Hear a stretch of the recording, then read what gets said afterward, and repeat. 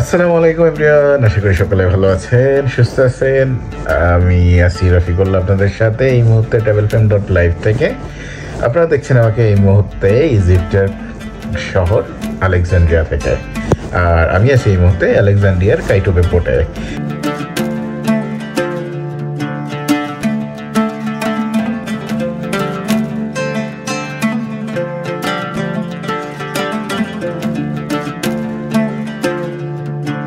Alexandria মিশরে এসেছিল 332 খ্রিস্টপূর্বাব্দে। বলা হয় আলেকজান্দ্রিয়া প্রায় বিনা বাধাই মিশর দখল করেছে। আলেকজান্দ্রিয়া যখন তৎকালীন রাজধানী মেনফিক্স প্রবেশ করেন তখন কেউ তাকে বাধা দেননি। আর এই মুহূর্তে যেখানে দাঁড়িয়ে আছি এটি ছিল ফিশারম্যানদের একটা ছোট্ট ভিলেজ, আর আলেকজান্দ্রিয়ার এটাকেই গড়ে তোলেন রাজধানী হিসেবে।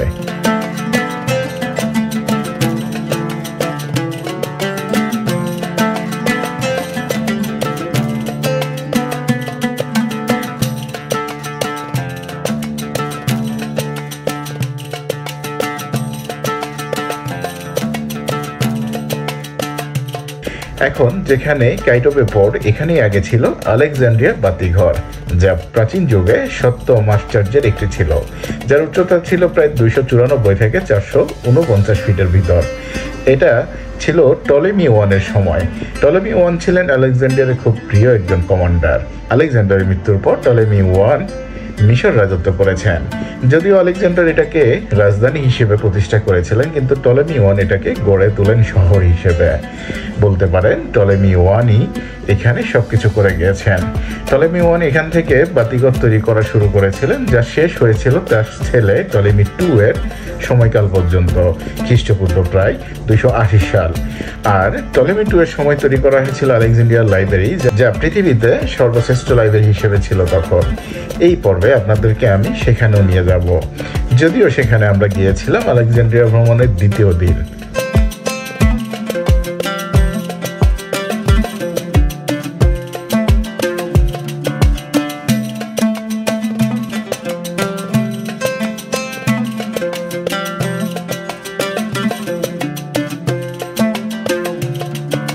বাতিঘরটা ধ্বংস হয়ে যায় 1400 শতকের প্রথম দিকে। 5 বারেরও বেশি ভূমিকম্পের শিকার হয়েছিল এটি। আর যেখানে এই বাতিঘর ছিল সেখানেই 1500 শতকের গড়ে উঠে এই কাইটোবে পোর্ট, যা তৈরি করেছেন তৎকালীন সুলতান আল আশরাফ কাইটোবে। রানী ক্লিওপেট্রার রাজধানী ছিল কিন্তু এই আলেকজান্দ্রিয়া। ক্লিওপেট্রার প্রেমের লীলা ভূমিয়েছিল এই আলেকজান্দ্রিয়াতে।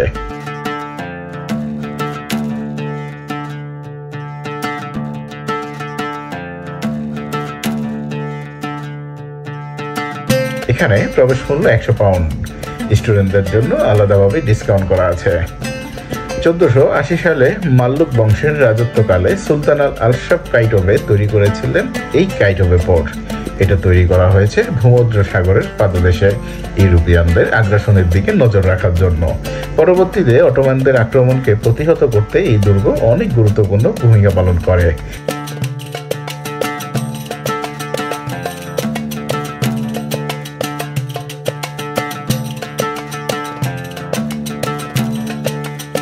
এগুলি যে দেখছেন, এখানে সৈন্যরা বসে নজর রাখত সমুদ্রের দিকে। এই দুর্গে অনেক ধরনের টেকনোলজি ব্যবহার করা হয়েছিল সেই সময়, যা আসলে আপনারা নিজের চোখে না দেখলে বুঝতে পারবেন না।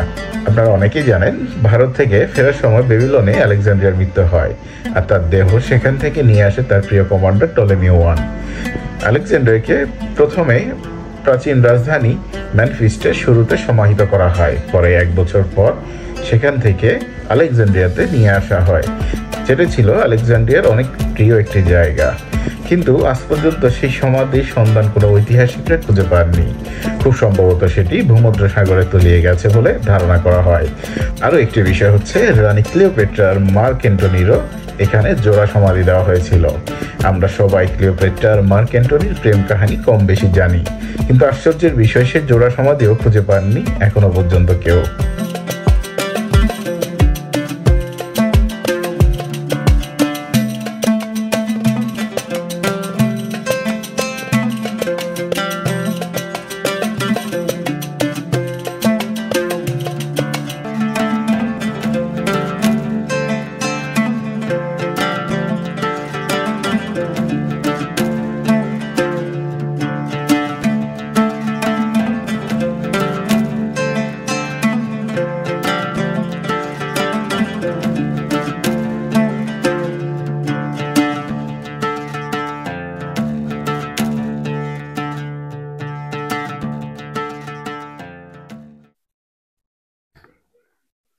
এই মুহূর্তে আমি আছি হচ্ছে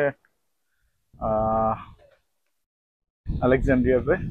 আপনারা দেখতে পাচ্ছেন আমি ঘুরে বেড়াচ্ছি আসলে, আর সাথে ভূমধ্য সাগরে আসলে বাতাস অনুভব করতেছি। আসলে অনুভূতিটা আসলে ভাষায় প্রকাশ করার মতো না, কারণ হচ্ছে একটা ব্যতিক্রম অনুভূতি আসলে কাজ করতেছে। বিকজ লাইফে ফার্স্ট টাইম আসলে ভূমধ্য সাগরের সামনে, সো একটু এক্সাইটেড আসলে।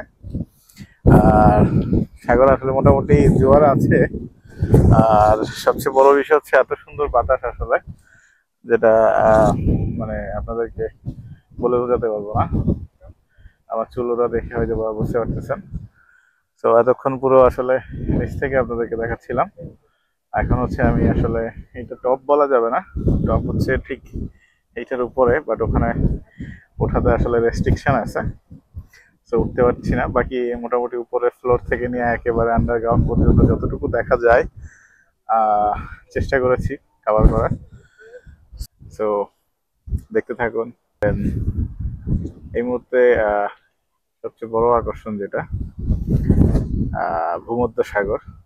আমি যদি ঠিক আসলে ক্যামেরাটাকে অ্যাঙ্গেল করি, আসলে এই সেই ভূমধ্য সাগর আসলে, যেটি হচ্ছে আসলে আপনারা আমার পিছনে দেখতে পাচ্ছেন, এই সেই ভূমধ্য সাগর আসলে।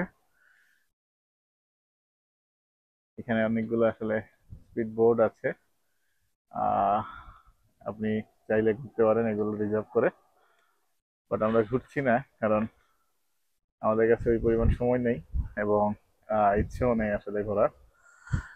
বাট এই পোর্ট থেকে আসলে ভূমধ্য সাগরটা নিয়ে যদি আসলে কিছু বলতে বলেন, সেক্ষেত্রে আমি বলবো যে আসলে আমাদের পোর্টটা তৈরি করাটা আসলে সার্থক হয়েছে। বিকজ পুরো ভূমধ্য সাগর আসলে এখান থেকে আপনি বসে দেখতে পাবেন। এবং তখনকার সময় আসলে তারা পাহারা মানে পাহারা দিয়েছে এই জন্য যে আসলে ইউরোপিয়ানদের আক্রমণ যেন আসলে এই আলেকজান্ড্রিয়াতে না পড়ে, সেই জন্য আসলে তারা হচ্ছে এটি করেছিল। এই হচ্ছে আসলে চারিদিকে আসলে সমুদ্র সাগর, আর এই হচ্ছে সেই পোর্ট।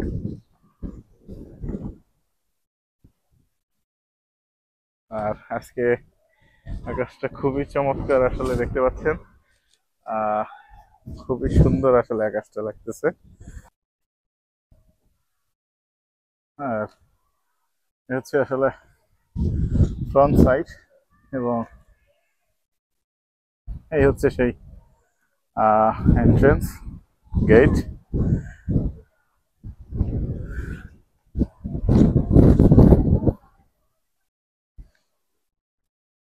তো অনেক কিছু আছে আসলে যেগুলো আসলে বোঝা যাচ্ছে না কেন বা কি কারণে। যতটুকু বুঝতেছি অতটুকুই আপনাদেরকে দেখানোর চেষ্টা করতেছি, এক্সপ্লেইন করতেছি। আহ এর বাহিরে আসলে কোনো কিছুই বলতে পারছি না। তো এই হলো অবস্থা।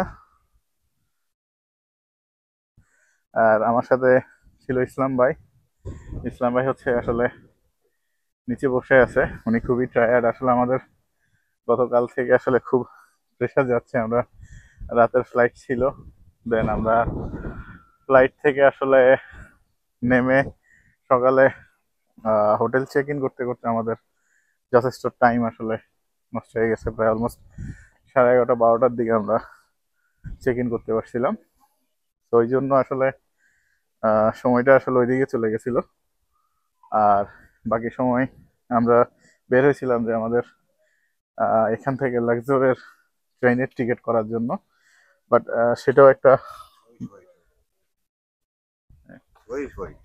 ওকে শুক্রান।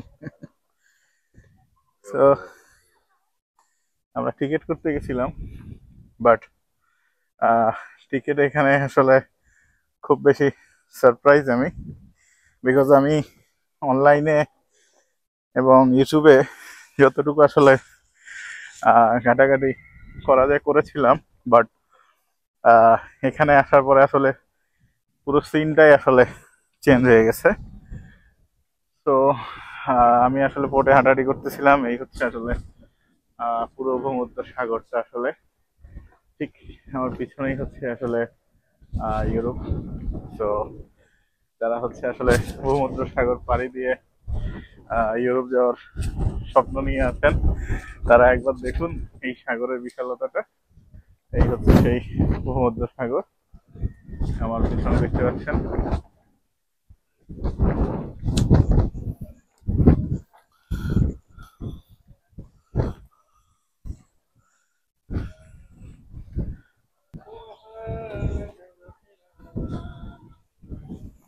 মাশাআল্লাহ,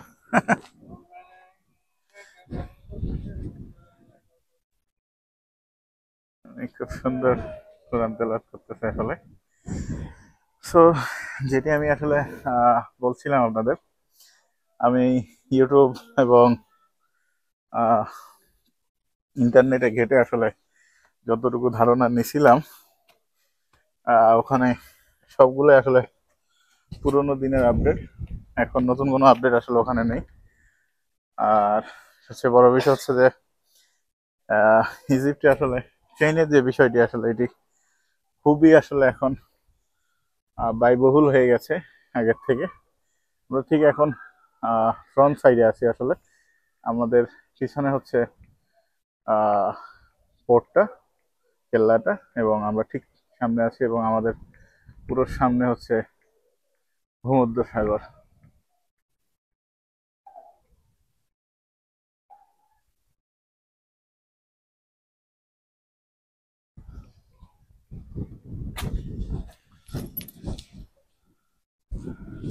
আমি চেষ্টা করবো একটি আহ নিরিবিলি জায়গাতে আসলে গিয়ে আপনাদেরকে পুরো বিষয়টি এক্সপ্লেইন বা শেয়ার করতে।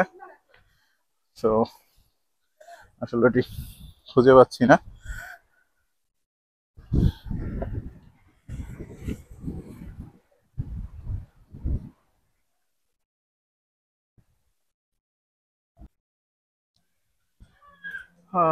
ইজিপ্টের আসলে আমি যদি আপনাদেরকে একটু এখন একটু ফ্রি হয়ে বলতে চাচ্ছিলাম যে ইজিপ্টের ট্রেইনের যে টিকিট আসলে এটিতে আসলে আমি যতটুকু ইউটিউব কিংবা গুগলে আসলে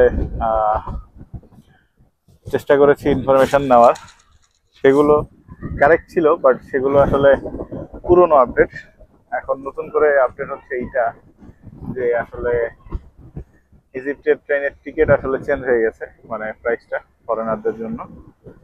এবং এখানে আসলে ফার্স্ট এক্সপ্রেশন বলতে মানুষজন অনেককেই আসলে ভালো পেয়েছি, হেল্পফুল পেয়েছি। আবার অনেকেই হচ্ছে আসলে কিভাবে আপনাকে ধোকা দিবে, কিভাবে টাকা ইনকাম করবে সেই চিন্তায় থাকে। তো স্টেশনে আসলে গেলাম, স্টেশনে টিকিট কাটার প্ল্যান ছিল আমাদের আলেকজান্ড্রিয়া টু লাক্সার। তো সেখানে অনলাইনে ইজিপশিয়ানদের জন্য আসলে ওদের যে আহ, সরকারি যে ওয়েবসাইট, সেখানে আসলে ওদের জন্য হচ্ছে 35 দেরাম, দুবাই দেরামে 35-40 দেরাম এইরকম আসলে ছিল। বাট সেটিও আসলে ফরেনাররা কিনতে পারতো আসলে ফার্স্ট ক্লাস এবং সেকেন্ড ক্লাসের টিকিট। আর আরেকটি ট্রেন আছে যেটা হচ্ছে স্লিপার, সেটি হচ্ছে আসলে ওইটির একটা ওয়েবসাইট আছে আয়াবেলা নামে, ওখান থেকে আপনি কেটে আসতে পারবেন। বাট ওটা একটু এক্সপেন্সিভ, সেটা $120, $160 এই ধরনের আসলে ওটার প্রাইস নির্ধারণ করা। তো আমাদের প্ল্যান ছিল যে আমরা ফার্স্ট ক্লাসে আসলে সিটিং টিকিট নিব। তো এইটা আসলে আমরা নিতে পারি নাই, কারণ ওটি মানে ওই ওই টিকিটই আমাদের কাছে আসলে 70 $70 এবং $55 করে, মানে ফার্স্ট ক্লাসের জন্য $70 এবং সেকেন্ড ক্লাসের জন্য $50 করে আসলে চাচ্ছিল। তো আমি যদি $70 আসলে ট্রাভেল করি, তাহলে আমি 120-তে আসলে ডাবল কেবিনের স্লিপার ট্রেনে কেন যাব না, সেই জন্য আসলে ওটা স্কিপ করছি।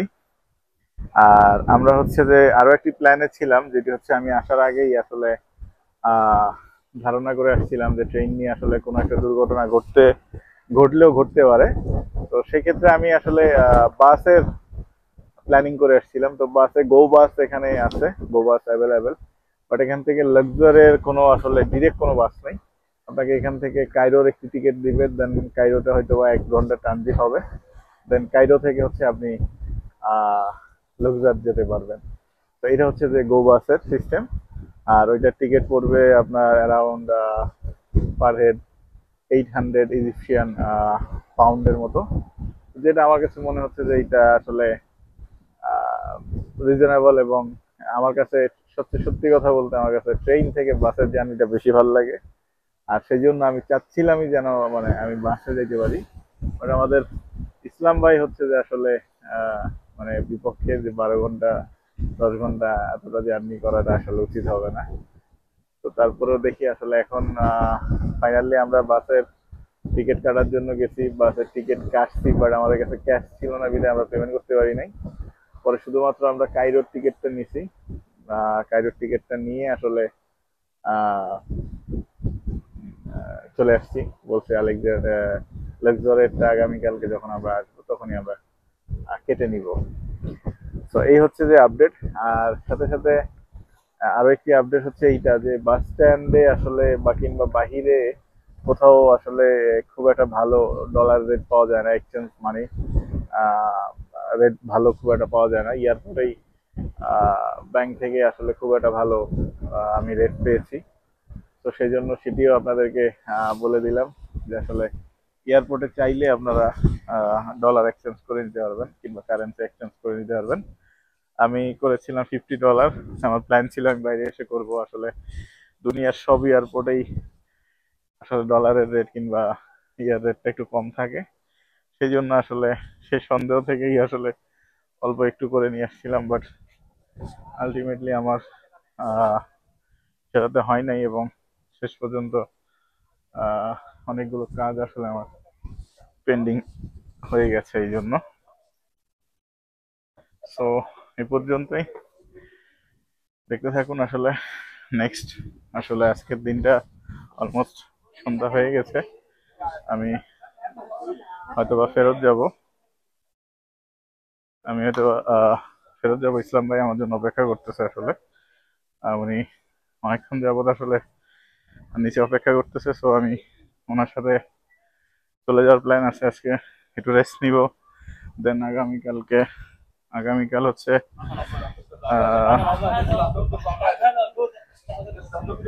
আগামীকাল আমাদের এখানে ওয়ার্ল্ডের সবচেয়ে বড় লাইব্রেরি সেটা দেখার আসলে খুব ইচ্ছা।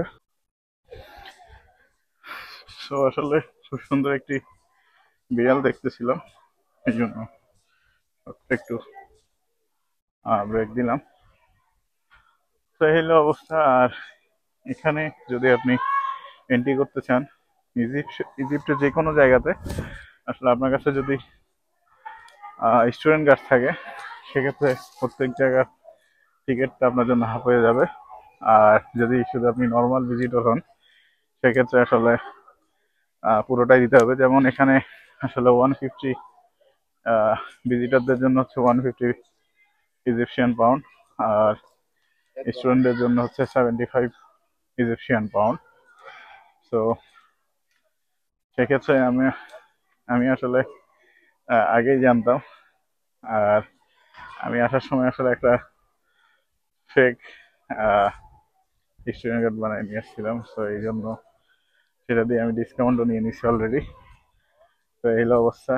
আর এই মুহূর্তে আসলে এখানে যদি দেখায়, এগুলো আসলে সেই কামান যেগুলো এতক্ষণ ভিতরে আপনাদেরকে দেখাচ্ছিলাম, এখানে সারিবদ্ধভাবে আসলে রাখা, এবং ওই পাশেও। তো এই হচ্ছে অবস্থা। আর এখানে অসহায়ের মতো বসে আছে আসলে আমাদের ইসলাম ভাই। মানুষের আসলে শীত, আমি তো বসে গেছি। আমাদের আমাদের ইসলাম ভাই আসলে বয়স হয়ে গেছে, আসলে শেষ লাইফে এসে এখন অ্যাডভেঞ্চারের জন্য ট্রাভেলের জন্য বের হইছে। তো আমরা তার অনুভূতি জানবো, দেখি আসলে সে কি অনুভূতি প্রকাশ করে? আচ্ছা, ইজিপ্টে আসলে আমরা আসছি, খুব ভালোই লাগছে, কিন্তু এখন আবহাওয়া আমাদের অনুকূলে, অনেক সুন্দর একটা আবহাওয়া আসলে, যেটা আমরা দুবাইতে পাই নাই আর কি। যেটা ইজিপ্টে আসে দেখলাম যে এখানে মিনিমাম 30 থেকে 30-এর নিচে টেম্পারেচার। তো এটা একটা খুব একটা সুন্দর একটা সময় আসছি আমরা। আর আমরা এখন আসছি আজকে এখানে একটা ফোর্ট এনজয় করার জন্য। অনেক আগের 882 সালের ফোর্ট। তো এটা আসলে খুব একটা সুন্দর একটা জায়গা। তো ফোর্টটা আসলে 882 সালে এক সুলতানের মারা ছিল, মনে হয় যে এটা, আমার মনে হয় যে সুলতান সুলেমানের বংশধর কেউ আর কি এটা ফোর্ট বানাইছিল, এই জন্য যে ওই বাইরের সমুদ্র সীমা থেকে যেন রক্ষা পাওয়ার, দেশকে রক্ষা করার জন্য আর কি। আর জিনিসটা খুব সুন্দর চারিদিকে। খুব এখন এখানে যেখানে পুরানো অনেকগুলা কামান আছে, দেখছেন এই কামান আছে এখানে, পুরানো অনেকগুলা কামান আছে এখানে। এগুলা আসলে আগের জন্য ব্যবহৃত আর কি, আজ থেকে 1000 বছর আগে এগুলো ব্যবহৃত আর কি। এই হলো অবস্থা। তো এবং ইজিপ্টে আর কি বলবো, ইজিপ্টের এখন আমাদের বাকি আছে ঘুরার, বাকি ঘুরানোর পরে বলতে পারবো যে কি। মানুষজন খারাপ না, ভালোই, তো একটু সব জায়গায় তো খারাপ মানুষ ভালো মানুষ আছে, মিক্সার, এই আর কি। আচ্ছা, ঠিক আছে। সো আপনারা শুনছিলেন যে আমাদের ইসলাম ভাই, তার অনুভূতি আসলে, উনি আসলে ঠান্ডায় কথা বলতে পারতেছিল না, আমি বুঝতেছিলাম। তো এই কারণে আর আমিও খুব একটা বেশি কথা জিজ্ঞেস করি নাই ওনাকে। তো এই মুহূর্তে আমরা আসলে আছি পোর্টের সামনে। তো আমরা এখন বের হয়ে যাব। মোটামুটি আমার, আপনারা দেখলেন যে আমি মোটামুটি পুরোটাই ঘোরার চেষ্টা করেছি। তো এখন আসলে এখান থেকে বের হয়ে যাওয়ার সময়, সন্ধ্যা হয়ে গেছে। আর আজকে আমাদের তেমন আর কোনো প্ল্যান নাই।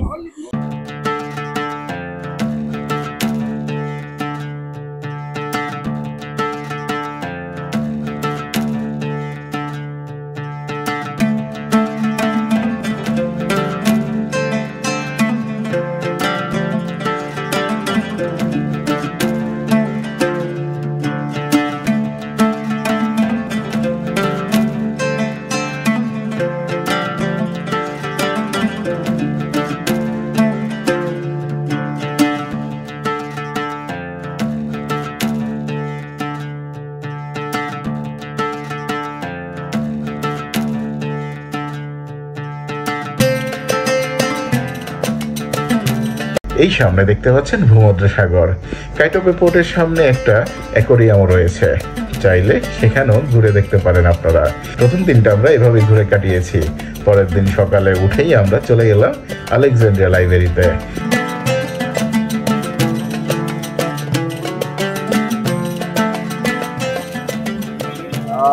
Good morning. নতুন একটি সকাল, নতুন একটা দিনে আসলে আবারও ব্লগ শুরু করে দিলাম।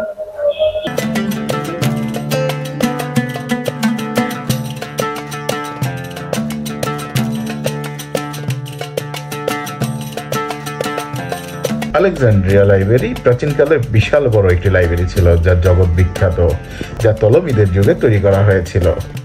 4th শতকের অগ্নিকাণ্ডে এটি অনেক ক্ষয়ক্ষতি হয়েছে এবং অনেকগুলো বই পড়ে গিয়েছিল। আধুনিক যুগে 1986 সালে তৎকালীন প্রেসিডেন্ট হোসনে মুবারক, ওনার উদ্যোগে এবং ইউনেস্কোর সহযোগিতায় এই লাইব্রেরি আবার গড়ে তোলা হয়। প্রায় 120 বর্গফুটের এই ভবনে এটি তৈরি করা হয়। আর এটি এখন আলেকজান্ডারিয়ার একটি পর্যটন কেন্দ্রে রূপ নিয়েছে। তৈরির কাজ শুরু হয়েছিল 1986 সালে, আর জনসাধারণের জন্য খুলে দেওয়া হয়েছিল 2002 সালে। এখানে টিকিট কেটে ঢুকতে হয়। স্টুডেন্টদের জন্য কিছু সময় ফ্রি, আবার কিছু সময় নামমাত্র দাম রাখে।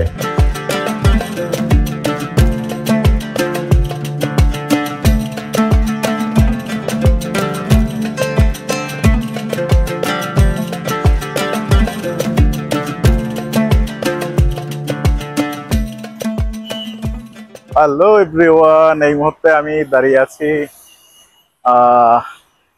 সারা বিশ্বের সবচেয়ে বড় যে লাইব্রেরি, সেটা হচ্ছে আলেকজান্দ্রিয়া দ্য গ্রেট লাইব্রেরি, যেটা ঠিক আমার পিছনে দেখতে পাচ্ছেন আমি এই মুহূর্তে অবস্থান করতেছি আলেকজান্ড্রিয়াতে, আলেকজান্ড্রিয়া লাইব্রেরির সামনে।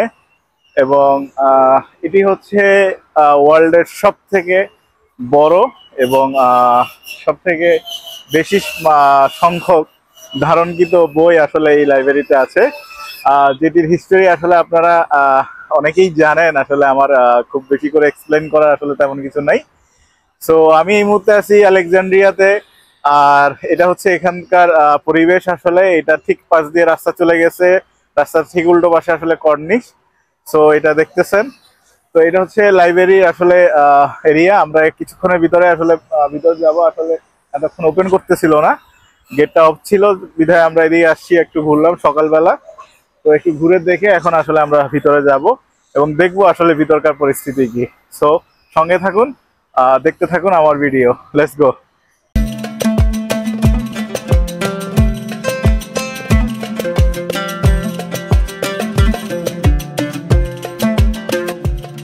এখানে ঢুকতেই আপনাদের চোখে পড়বে অনেক পুরনো দিনের ব্যবহৃত ছাপাখানা যন্ত্র, অনেক ধরনের পুরনো লেখা, টেলিস্কোপ আর অনেক কিছু। অনেক ইতিহাস ঐতিহ্যর বাহন এখানে রয়েছে, নানান জিনিসপত্র। হ্যাঁ, আমাদের কাবা ঘরের দরজার গিলাপও রয়েছে এখানে। এখানে বিশ্বের নানান বিষয়ের উপরে লেখা প্রায় 40 লক্ষেরও বেশি বই রয়েছে। 80 লক্ষ বই পর্যন্ত এখানে ধারণ ক্ষমতা রয়েছে এই লাইব্রেরিতে। এছাড়াও রয়েছে লাইব্রেরিতে একেবারে নিজস্ব ডিজিটাল ডাটাবেস। প্রত্যেক ডেস্কে রয়েছে কম্পিউটার। এখানে আপনারা পেয়ে যাবেন আমাদের বাংলা ভাষার বইও। 891 নম্বর র্যাকে দ্বিতীয় তলায় পেয়ে যাবেন এটি। সেখানে রবীন্দ্রনাথের আর আমাদের বাংলাদেশি তসলিমা নাসরিনের বই পেয়ে যাবেন। তো আমরা আসলে এই মুহূর্তে খুঁজে বেড়াচ্ছিলাম এত বড় লাইব্রেরিতে আসলে কোনো বাংলা বই আছে কিনা। তো এখানে রবীন্দ্রনাথের বই আসলে পাওয়া গেছে। তো আমরা যদি একটু দেখাই, এখানে ইন্ডিয়ান আসলে অনেকগুলো বই আছে, বাট এদিকে বাংলা বইও থাকার কথা। এই হচ্ছে আসলে রবীন্দ্রনাথ ঠাকুরের বই আপনারা দেখতেছেন। সো বিশ্বের এত বড় একটা লাইব্রেরিতে, অন্যতম একটা লাইব্রেরিতে আসলে বাংলা লেখক বা কবির আসলে বই থাকাটা আসলে একটু মানে দারুণ ব্যাপার। আসলে এগুলো সবগুলোই আসলে রবীন্দ্রনাথ ঠাকুরের বই। দেখতেছেন, এগুলো সবগুলোই রবীন্দ্রনাথ ঠাকুরের বই। এখানে আসলে অনেকগুলোই অপশন আসলে আপনি পাবেন, খুঁজে দেখতে পারেন আসলে। এবং এই পাশটাতে আছে ইন্ডিয়ান। এই যে বাংলাদেশি আমরা যাকে নিয়ে আসলে আহ তুচ্ছ তাচ্ছিল্য করি আসলে, সেই তসলিমা নাসরিন। তো এখানে বিশ্বের অন্যতম একটি আসলে লাইব্রেরিতে তসলিমা নাসরিনের আসলে বই পাওয়া গেছে। তো এটা হচ্ছে আসলে মানে মজার একটা বিষয়। এই হচ্ছে তসলিমা নাসরিন। এখানে খুব সুন্দর করে বইয়ের শুরুতে উল্লেখ করা আছে বাংলাদেশ। তো এই হচ্ছে তসলিমা নাসরিনের বই আসলে।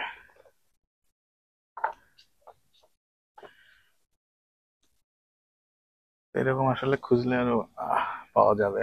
তো আমি খুঁজে দেখতেছি আসলে যে আর কোনো বই আছে কিনা আসলে। তো আপনারা দেখতেছেন আসলে তসলিমা নাসরিনের বই এখানে লাইব্রেরিতে। আসলে তাকে বাংলাদেশে আসলে ভিন্ন চোখে দেখে। আসলে তাকে দেখার যথেষ্ট কারণও আছে, বাট সবচেয়ে বড় কথা হলো তার বই হচ্ছে বিশ্বের এত বড় অন্যতম একটি লাইব্রেরিতে আসলে তার বই, তাও একটি দুটি না, অলমোস্ট আমরা 3টি বই পেয়ে গেছি। এটা তসলিমা নাসরিন, এটা তসলিমা নাসরিন, এই পাশে এটা তসলিমা নাসরিন, এবং খুঁজলে আরো পাওয়া যাবে আসলে। তো এই হচ্ছে আসলে অবস্থা। রবি ঠাকুরের বই আছে, তারপর হচ্ছে এই যে গীতাঞ্জলি, রাইট, এই যে রবীন্দ্রনাথের সেই গীতাঞ্জলি, যে বইয়ের জন্য সে নোবেল আসলে পেয়েছে। তো এই সেই গীতাঞ্জলি। তো আপনারা যদি আসলে বাংলাদেশি বই দেখতে চান, তো এটা হচ্ছে এটি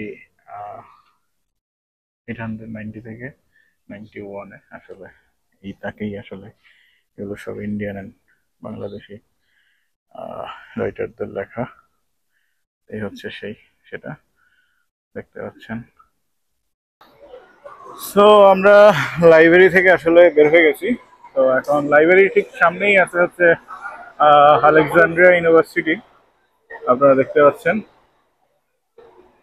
ফ্যাকাল্টি অফ বিজনেস ডিপার্টমেন্ট সম্ভবত, এই হলো অবস্থা।